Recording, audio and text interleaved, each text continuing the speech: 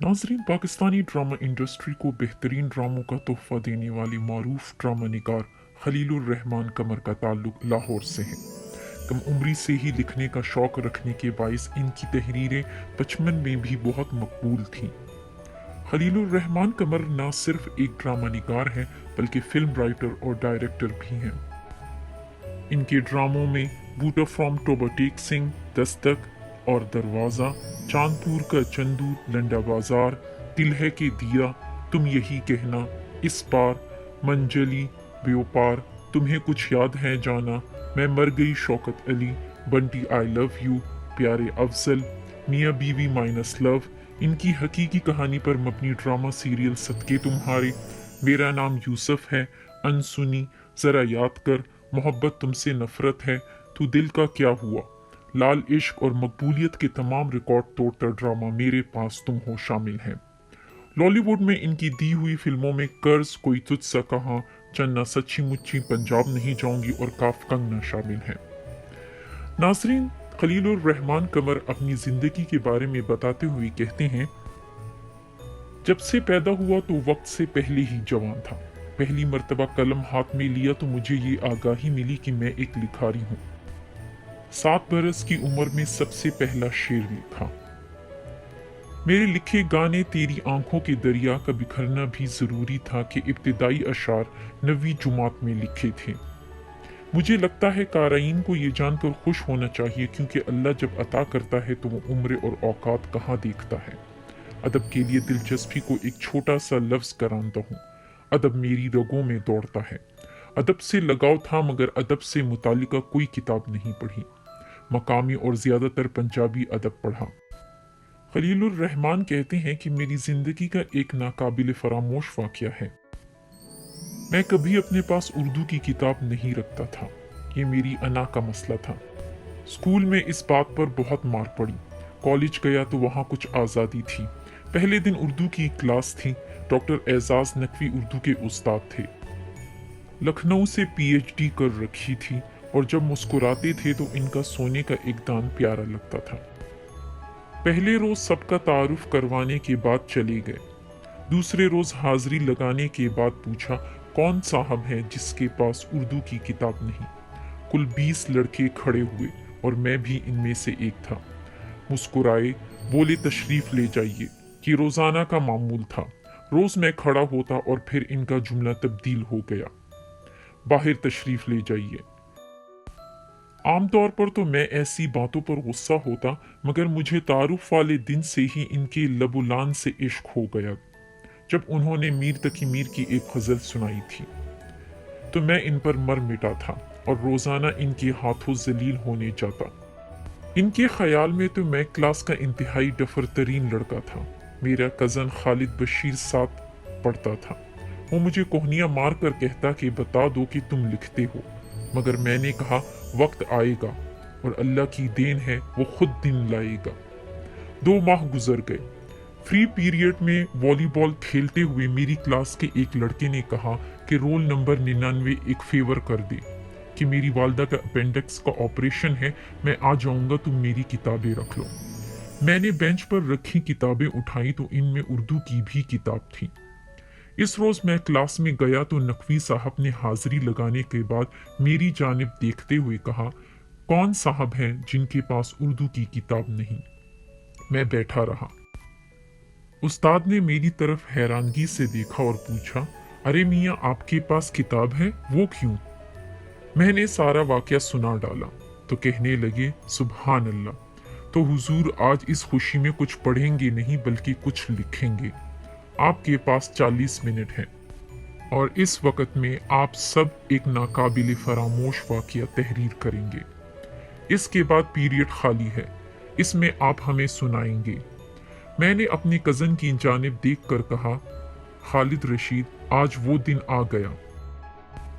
खलील साहब कहते हैं, मुझे अच्छे से याद है कि जब मैंने लिखना शुरू किया तो मेरे उस्ताद मेरी तरफ मुतवातिर मुस्कुराती नजरों से देखते रहे और उनकी आंखें साफ जाहिर कर रही थी कि जब मैं लिख लूंगा तो वो इससे लुत्फ उठाएंगे।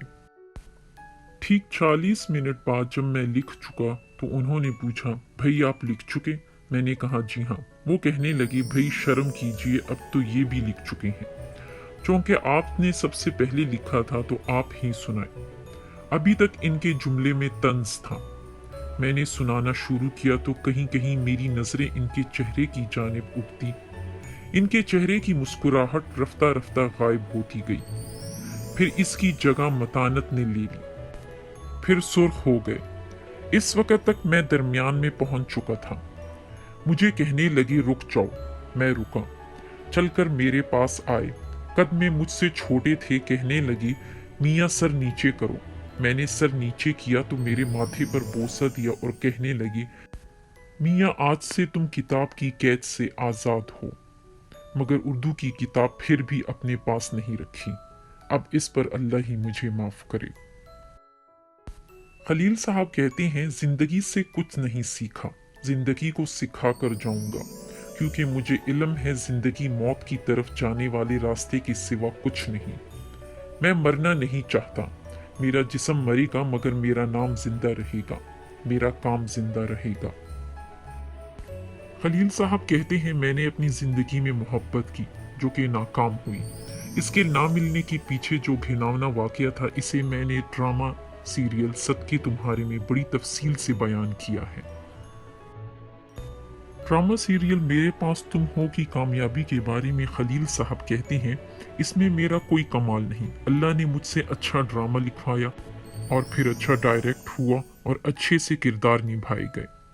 मेरे पास तुम हो में तनकीद पर सवाल किया तो उन्होंने कहा, मैं नहीं समझता कि मुझसे बड़ा कोई फेमिनिस्ट होगा, मगर मैं औरत को मर्द के बराबर नहीं समझता।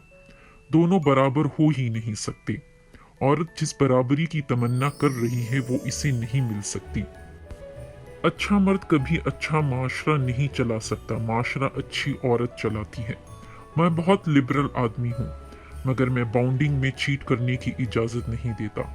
मैं मर्द को इससे आज़ाद करार नहीं देता, मगर मैं गारंटी करता हूँ मर्द जब तक इश्क में ना हो गलती करने से बाज नहीं आता।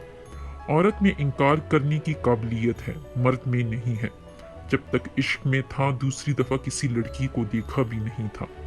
मुझे नहीं याद कि मैंने किसी को इनकार किया हो।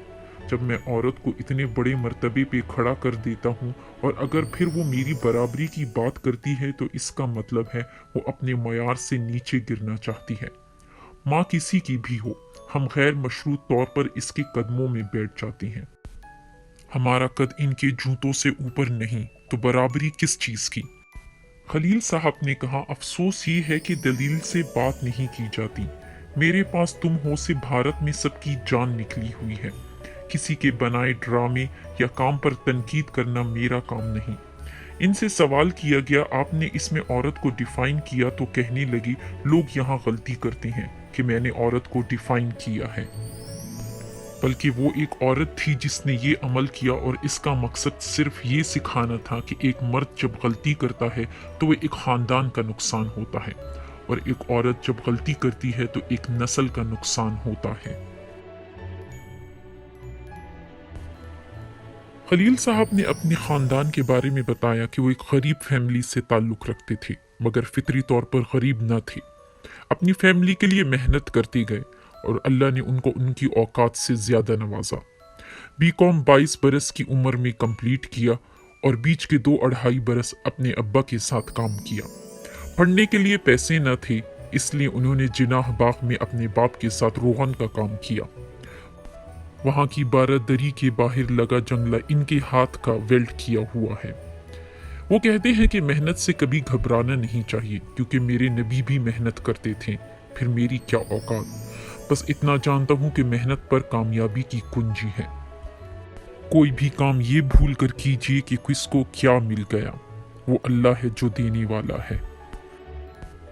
नाजरीन, अगर आपको हमारी वीडियो पसंद आए तो इसे लाइक कीजिए और चैनल को सब्सक्राइब कीजिए और बेल आइकन को प्रेस कीजिए ताकि आपको बर वक्त हमारी वीडियोस मिल सकें।